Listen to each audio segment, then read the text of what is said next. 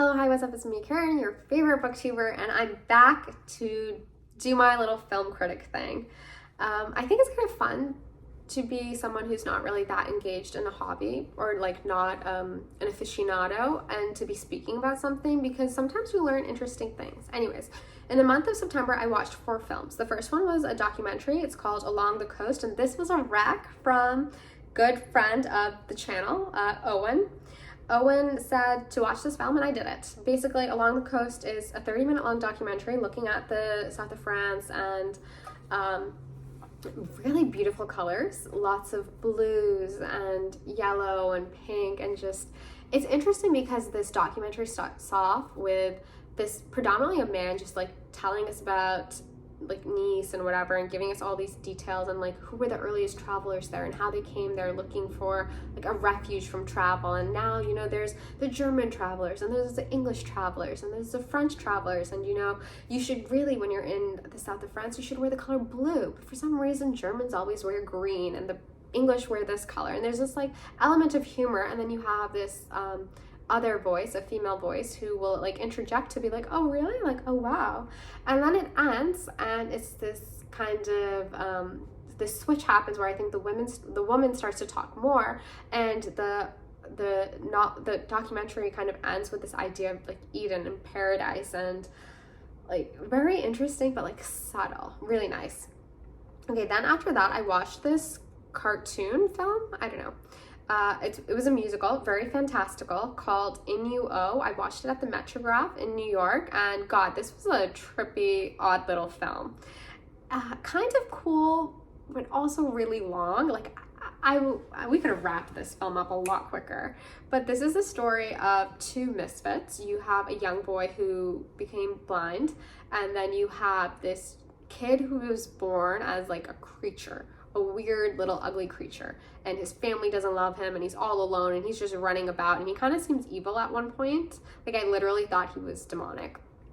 But they find each other because the boy who is blind is because he becomes an apprentice to this monk who is a biwa player, and he learns how to play this instrument, and the other boy comes along and they just start dancing and vibing, and they then make a band. And it's like, I don't know, it reminded me a lot of music by Queen, and they become rock stars, and it was really camp.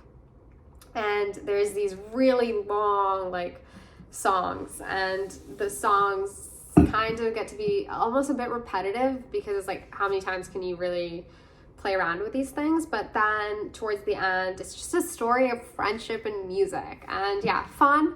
Definitely not for everyone though. And then after that, I watched this film on the airplane, and I watched it because the airplane's what do you call it? Headphones weren't working. No one could watch a film with headphones, like completely not working. So I watched this film while reading the subtitles, and the movie was She Came to Me. And even though I was not able to listen to the movie, I still have some thoughts, and I think the thoughts are really valid. So there's 3 different storylines happening in this film, and we did not need a third one. It was so bad. Basically, you have the opera man who's experiencing writer block and has an affair with this woman who owns a tugboat. Then you have the Anne Hathaway character who's really intense and like very interested in cleanliness, and then becomes a nun. And then you have these 2 like teenagers who are falling in love and have to get married. The teenager storyline was so bad. Like when the first teenager like came on the scene, I was like, what the fuck is this? Is this a different movie? Is the computer not working too? Like, did they just switch things up? Like, not needed at all. I just wish that storyline wasn't there, and we could have really fleshed out this then would have became more of a marriage story. I mean, it kind of is still a marriage story, but also not. But anyways, I would have preferred to focus our attention on the man and the woman in this relationship who go on 2 completely different paths. One falls in love with a woman and the other falls in love with God, basically. And I just wish we could have, because the foundations of that are just so compelling, so funny. And I had seen the trailer like 2 years ago or whatever, and I thought this was exactly the kind of film that I would have wanted to watch. And I mean, I did watch it, but I would have to say that it just was lacking. Okay, then the last film that I watched in the month of September was phenomenal. Absolutely incredible, beautiful, loved it. 10 out of 10, would recommend. So the film is called Xiao Wu, and this is the story of a pickpocket, a petty thief who is living in like, not like fully city. It is a city, but it's not like a major city in China, and it's the 80s, and there's lots of transition happening and things are really changing, and he's falling behind in life, and he ends up falling in love with a prostitute. And I really identified with the protagonist of this film. I mean, I don't know, I know why I identify with them, but it's kind of like, why would you? But anyways, it's a story of this guy who's experiencing so much change. All of his friends have left him behind and are moving on, progressing in life, and have left behind crime to establish, you know, careers for themselves, and he's just floundering. He doesn't know what to do, and he's comes across as like sarcastic or someone who doesn't talk, who's so aloof, but really he's just so isolated and alone, and he doesn't know what to do. And then he falls in love, and you're just kind of just like, yeah, like you want it to be happy, but it's not happy. It ends with this, like, the first half of the film, I admit, is definitely stronger than the second half, but I still just thought it was beautiful. Like the colors of this film, the way it was shot, and also just what I really liked is that there's not a lot of costumes.